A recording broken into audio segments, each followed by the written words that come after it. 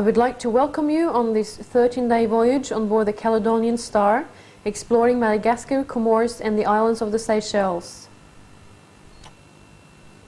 Nearly 1,000 miles long from north to south, Madagascar is the fourth largest island in the world. 165 million years ago, Madagascar separated from Africa and began drifting east. It has evolved in isolation, and almost all animals and plants are unique to the island.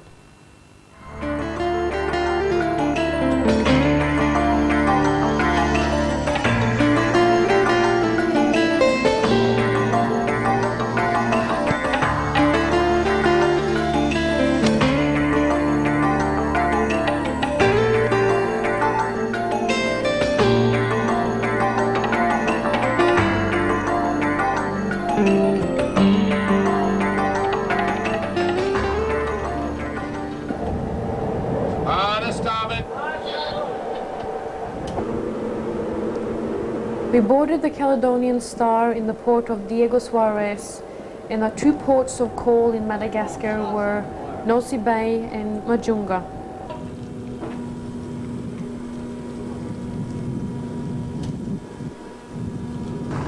The ship is anchored off the mouth of the Betsiboka River, and we are having an early start to head up to the Ampi-Jaroa forestry station.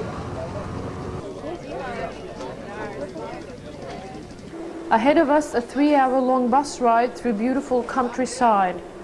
However, first of all, we need to get through the busy port of Majunga.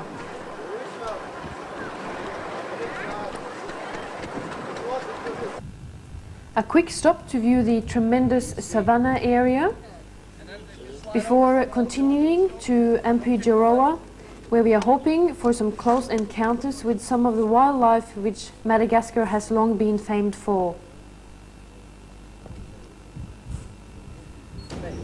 The lemurs are a group of primates that made it over to Madagascar between 40 and 50 million years ago, probably clinging onto a raft of vegetation that came out of a river after some big storm and made its way over to Madagascar. And during the 40 or 50 million years that the lemurs have diversified into over 50 different types, the evolution of primates in Africa went on and produced monkeys and apes and then eventually humans, which differ from the lemurs in that the humans and monkeys and apes are much more oriented towards vision, whereas the lemurs are much more oriented towards smell, with their wet noses like a dog and their big muzzles. The lemurs that we have seen include Cockerel sifaka, which is a beautiful animal that vertical clings and leaps. It's a form of locomotion that's rare in the higher primates, and jumps gracefully long distances between trees. Additionally, we've seen the black lemur, for which the males are jet black and the females are rufous with the white ear tufts. The interest in lemurs has been drawing visitors to Madagascar in larger and larger numbers each year, and as in the Amber Mountain region, the money that the tourists pay to enter into the parks and reserves is being now returned to the local people and providing incentives for them to conserve the habitats of the lemurs, and this is showing great promise for the future of conservation.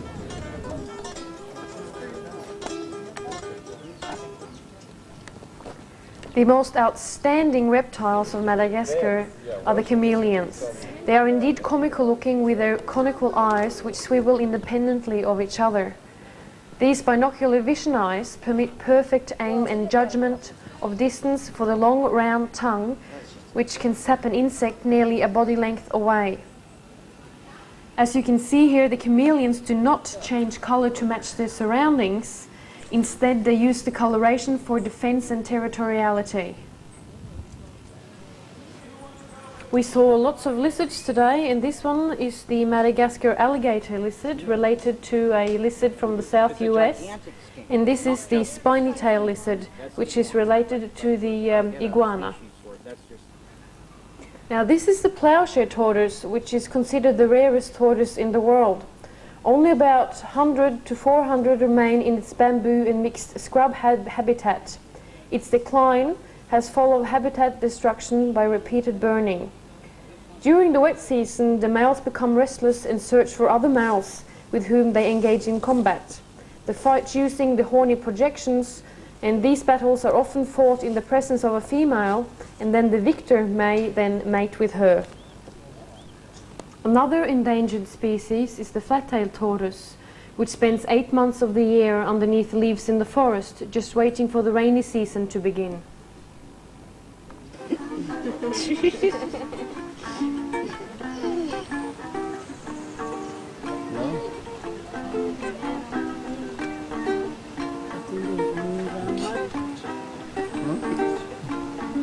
The origins of the Malagasis are quite complex. It seems likely that humans first arrived between 1500 to 2500 years ago. The people in the lowlands originated from Africa, while the people who live in the highlands came from Malaysia and Indonesia.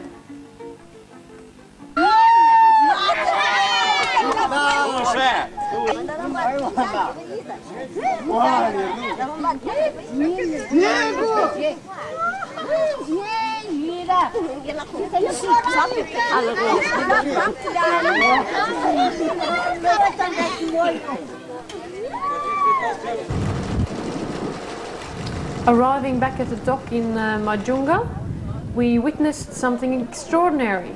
This canoe came in from the open ocean and had on board something we thought were dead cows. However, it proved to be the opposite.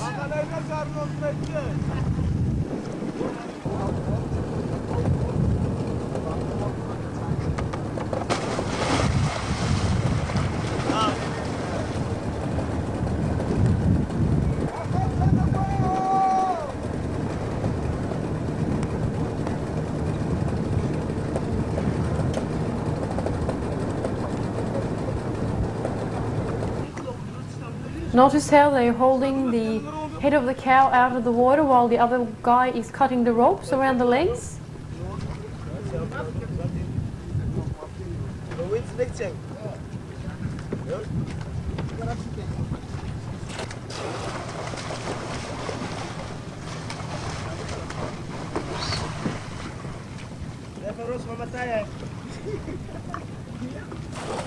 And out at anchor, our faithful little blue ship is awaiting us. Pretend this being my legs here, okay? You want to be able to move them up and down in the water all the time underneath the surface, not splashing on top of the surface, because then they're no good. And up and down like this, rather than going back and forth like a bicycle. Yeah, what you can do.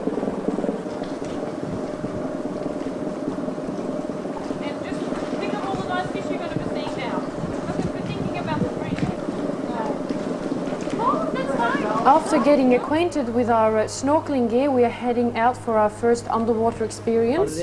Some scuba diving and others snorkeling. Okay, that's okay. So we're going to have to get out and...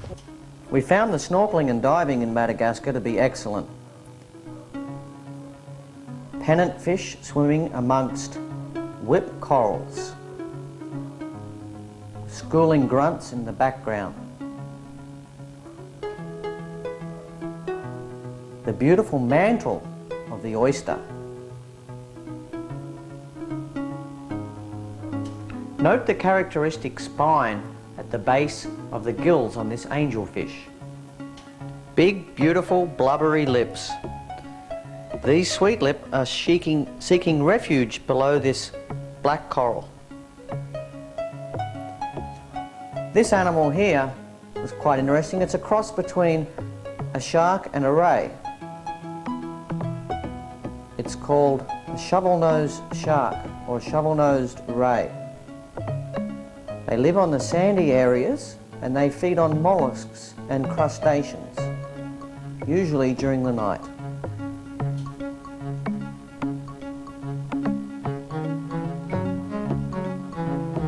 It was very rich in fish life. There were schools of fish everywhere.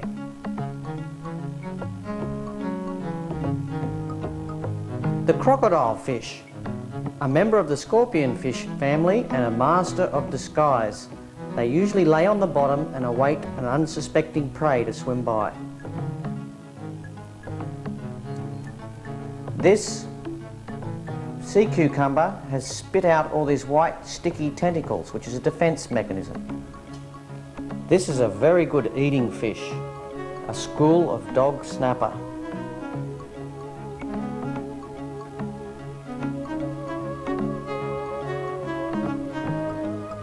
The lionfish. When threatened, it presents a back full of spines towards the intruder.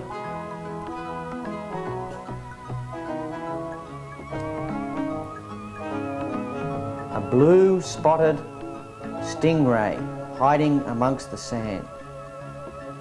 Sees Tove and decides it's time to leave. They have a venomous barb at the base of their tail. And note the swimming action of this puffer fish. A goatfish stirring up the bottom here attracts other fish to feed on small crustaceans and crabs that the goatfishes miss out on while they're feeding.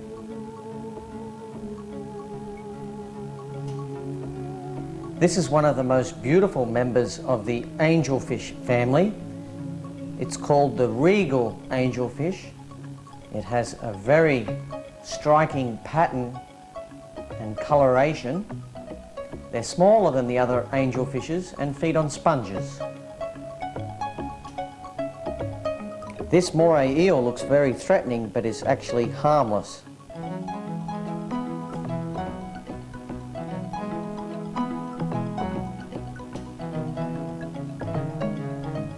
Two animals that live together in a symbiotic relationship are the anemone and the clownfish. The clownfish are immune to the sting of the anemone. I found this beautiful specimen of an octopus sitting on top of a lump of coral. The octopuses are members of the mollusk family and they seem somewhat intelligent. When threatened here, you can see he's changing colour, trying to scare me away. Note the small tube on the side of the octopus, which is used for breathing through.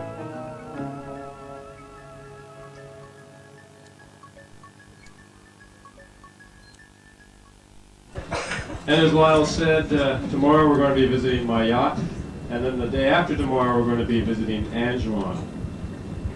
The Comores are a group of volcanic islands. There are 4 of them, and actually if you look at the map carefully you'll find there are 6, or there used to be 6 Comorian islands. 2 of them have subsided completely below the surface and are now just coral atolls with sand cays.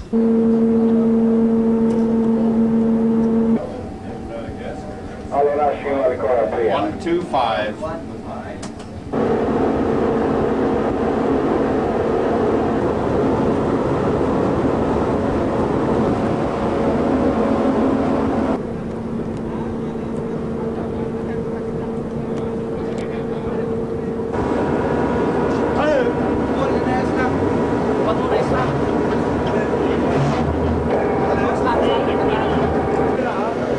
We arrive in the port of Anjouan and we are going on a scenic tour of the island in these bush taxis.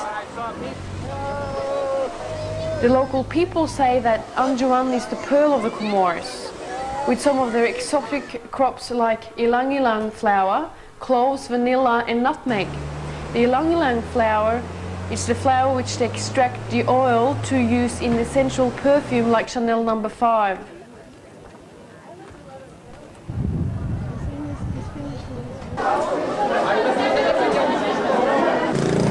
98% of the people in the Comores are Muslim, and today is the 26th day of Ramadan. Everyone has to fast from sunrise to sunset. And they are all awaiting the new moon, which will then mark the end of Ramadan.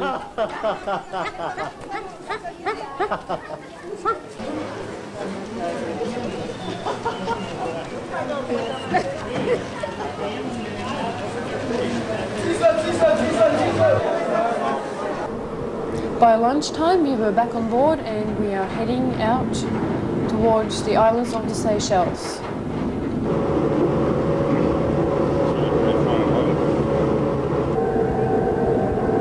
Never heard you say that, so I would have been there. Told Tom, I said it's going to be a green flag. After it came out.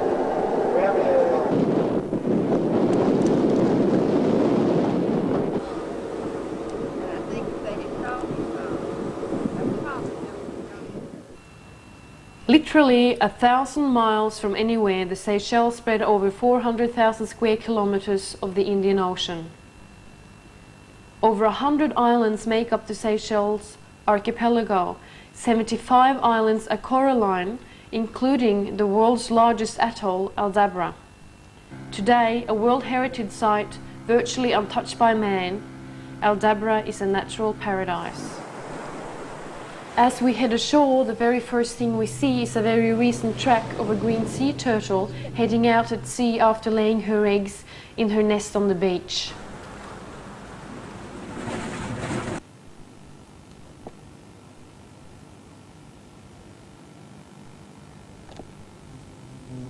Okay, but really the truly magical thing that I find about Aldabra is this tortoise population.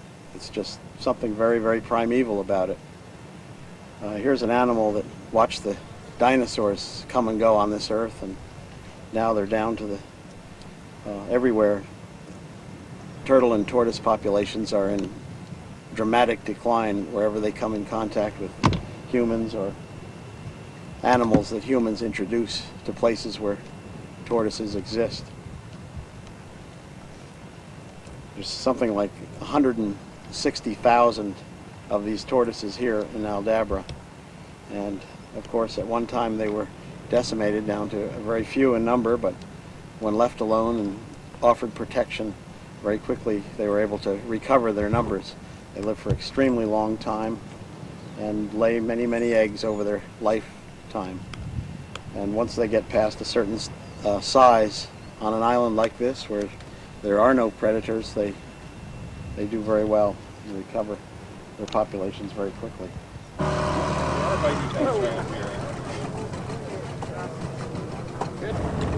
During high tide, we are taking a zodiac cruise in the huge lagoon area of Aldabra.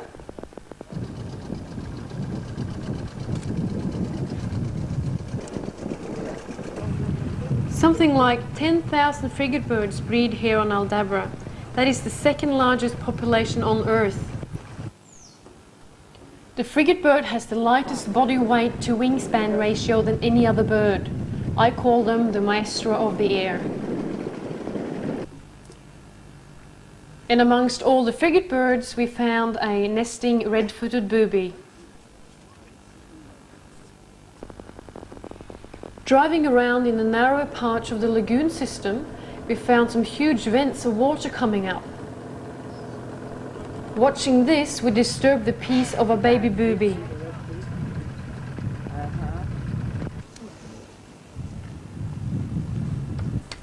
If this doesn't work, I'm going to look ridiculous. Poor guy that lost his mind. We are looking for the white-throated rail, the last surviving flightless bird of the Indian Ocean, a region once famous for its flightless forms, and here we have it, the flightless rail. No, they're scattered around in the South Pacific, and especially the South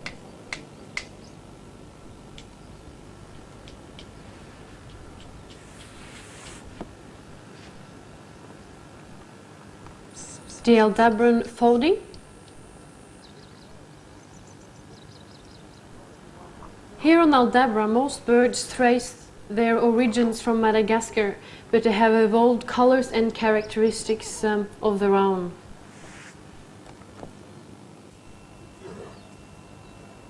This is a green sea turtle, and it'll turn green as it gets adult. You can tell them they're white underneath when they're new hatchlings like this. He's probably just hatched today and been crawling around trying to find his way to the water, but he's totally disoriented because it's daylight and he can't find the sea.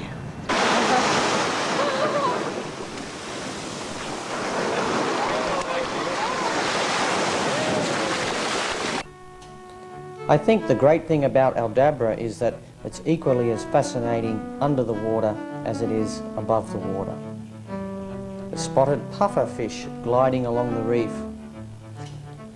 This is the third and largest species of angelfish that we've encountered so far. This is the emperor angelfish.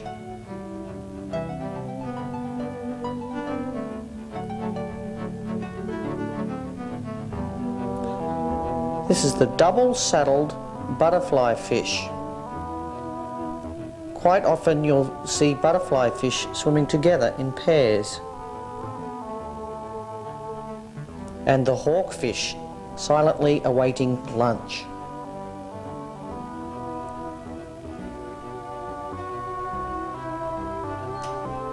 Note the hawk-like beak on this hawksbill turtle. He's just calmly resting on the bottom there. And if you look at the shell, you can see that the plates are actually overlapping.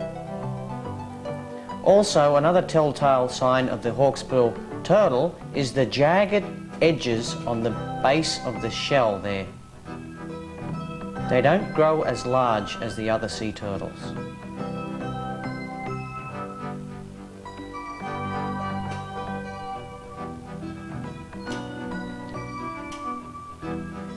We were quite surprised to find goatfish schooling together like this.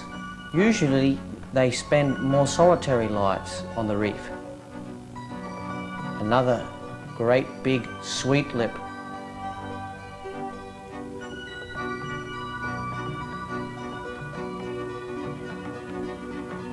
And a very large grouper, the potato cod. This is a family group of tomato groupers living together. And these little fish have bulbs on their back. They're called bulb fish.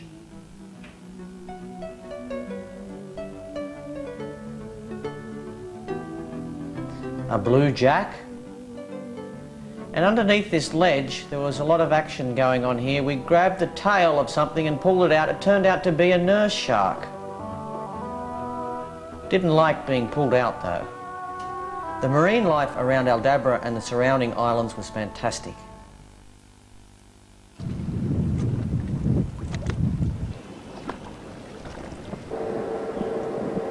In the early morning we arrive to the most northerly of the granitic islands, a reed.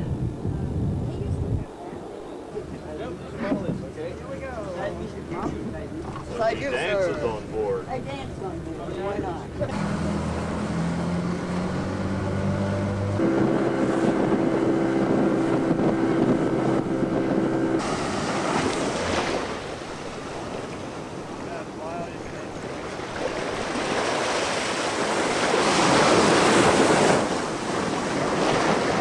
Okay, don't waste time getting out. Okay. Tell you.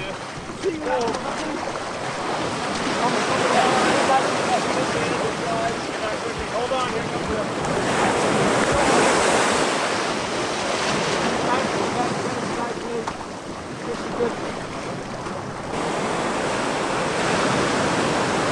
A reed is one of the most important seabird breeding sites in the entire Indian Ocean.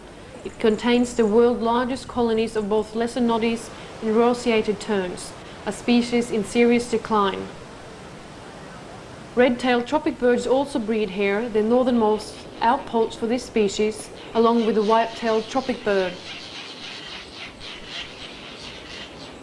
Nesting on the ground, we have a very young white-tailed tropic bird, and this is the same baby tropic bird 2 weeks later. And this is the adult white-tailed tropic bird.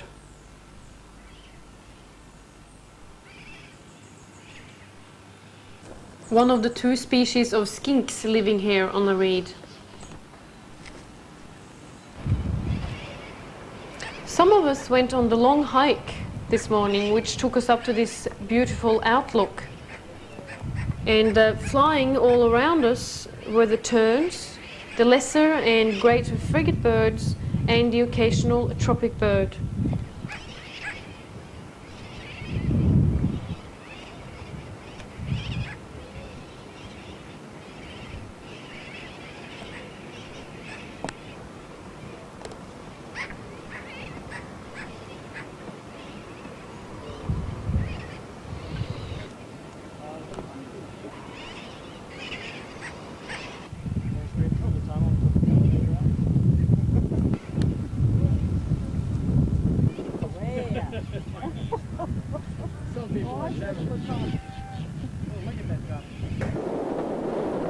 After a terrific start bird watching on Arene, we are repositioning the ship during lunch over to the fourth largest island in the granitic group, La Digue, with a population of 2,500.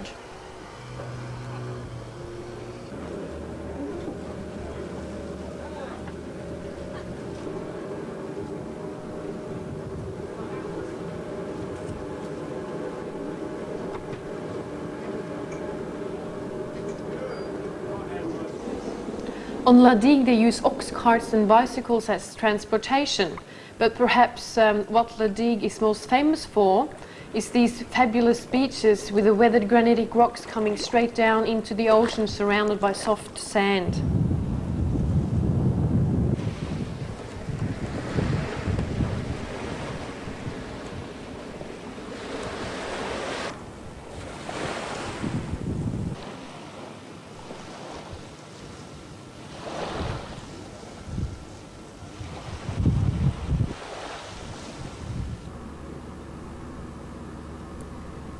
Heading into Praslin Island, the second largest of the Seychelles central granitic group, the island's main attraction is the famous Valley de Mai, a World Heritage Site.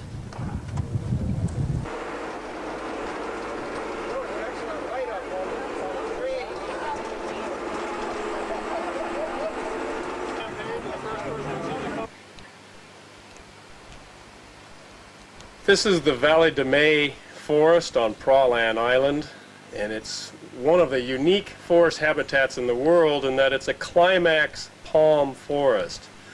And the species of palm which is most significant here is this one, the Coco de Mer palm. Has a lot of interesting statistics. It's found only on this island in the world naturally. It's one of the largest palms in the world. It grows to over 100 feet high. It produces the largest nut of any plant in the world. It's like a giant double coconut. And it produces the largest leaf of any plant in the world. Another interesting aspect of this palm is that it has separate sexes. That is, some trees are male and some trees are female, which leads to interesting pollination practices, at least according to legend.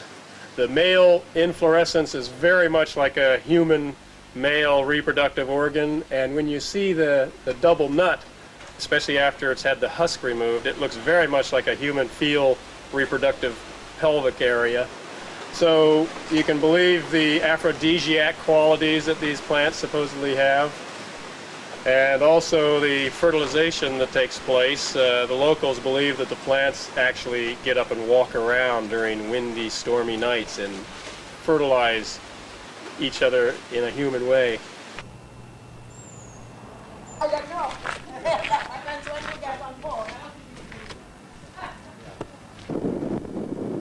Driving back to the dock in the buses to take the Zodiacs out for another adventure.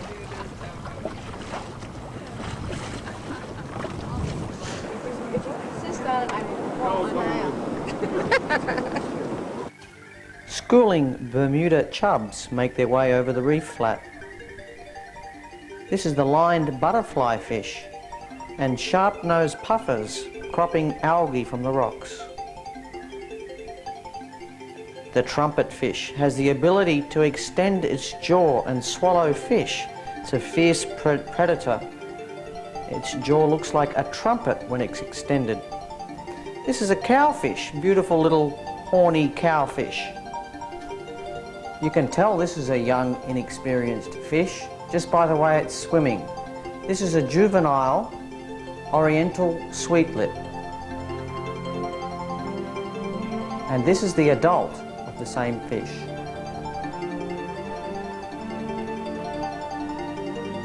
Moray eel. Sweepers. And this cod is being cleaned by a cleaner wrasse. They clean parasites from fishes.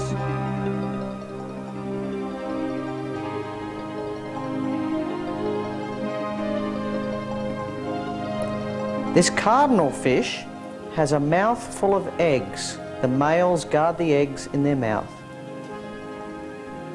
A scorpion fish. There's two different individuals here. This one's a darker phase than the one we first saw. They lay on the bottom, waiting for the unsuspecting fish to swim by and jump up and swallow it. So does this fish, the lizard fish. He's actually being cleaned by a small goby.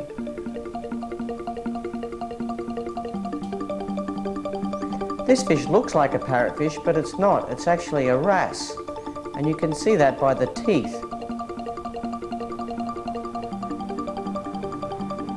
Quite a large wrasse.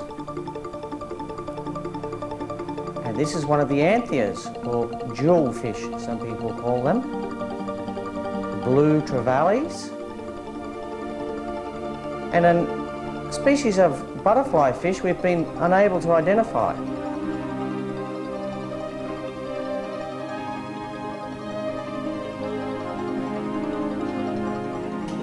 This double-saddled butterfly fish is feeding, as were many of the fish, late in the afternoon on this particular day.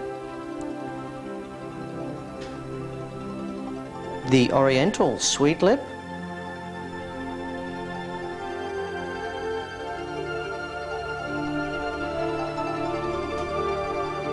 these big eyes belong to the squirrel fish, who mainly feed at night. A flute mouth,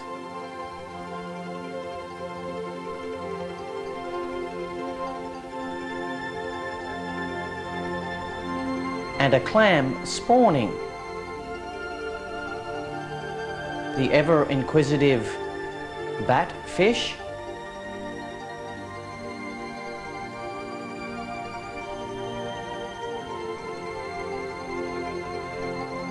and the bump-headed parrotfish, the largest member of the parrotfish family. The most beautiful yellow colour belongs to the three-spot angelfish.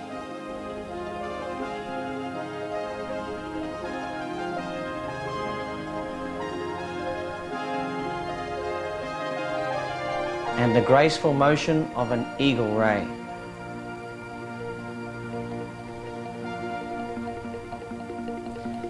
Feeding the damselfish here with bread. These are Sergeant Major damsels, very common throughout the world. Sulphur blue surgeonfish armed with the scalpel at the base of the tail, as are all of the surgeonfishes, feeding here on algae. And these wrasse are attacking a sea urchin that has been cracked open.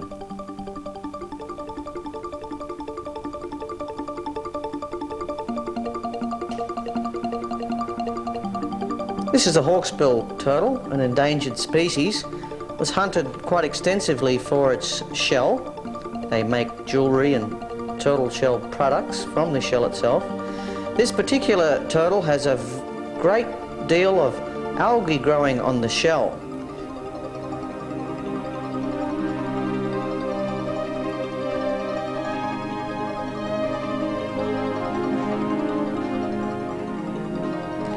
Now, he is settled on the bottom, and there are parrotfish here cleaning the algae from the turtle shell, which is a great benefit for the turtle, making him much more streamlined. At the same time, the parrotfish gets a feed. Schooling one-spot snappers and a sea cucumber. These pads that it has on the end of the feet are used for picking up particles. Those particles are then placed into the mouth and digested. They feed on microscopic particles.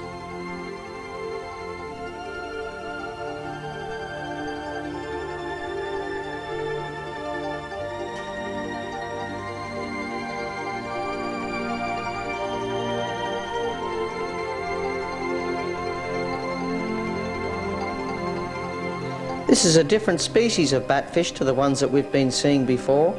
This is called Penatus.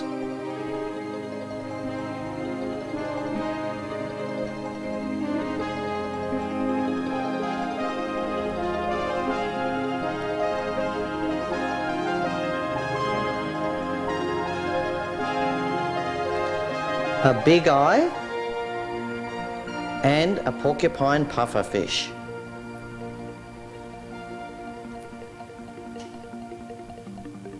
Note the teeth fused together to form the beak on this feeding parrotfish.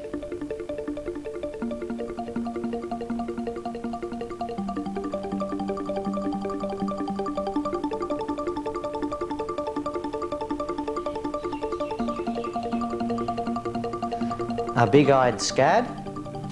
Here we have a goby. It's a bottom-dwelling fish that lacks a gas bladder, which means when it stops swimming, it sinks.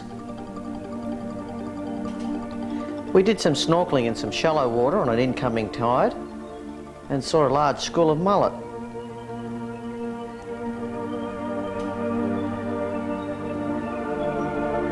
Here is the third species of ray we encountered on the trip, and the largest. This is a big black bull ray. This brings us to the end of our voyage.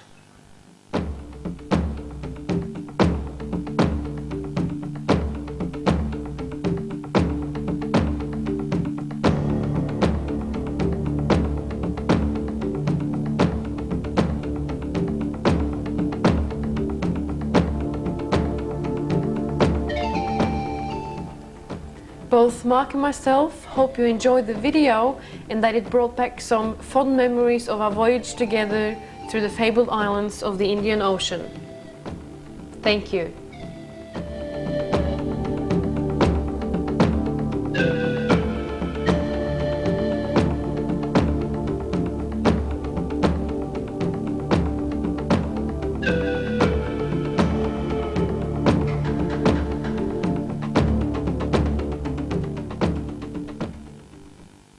Because I'm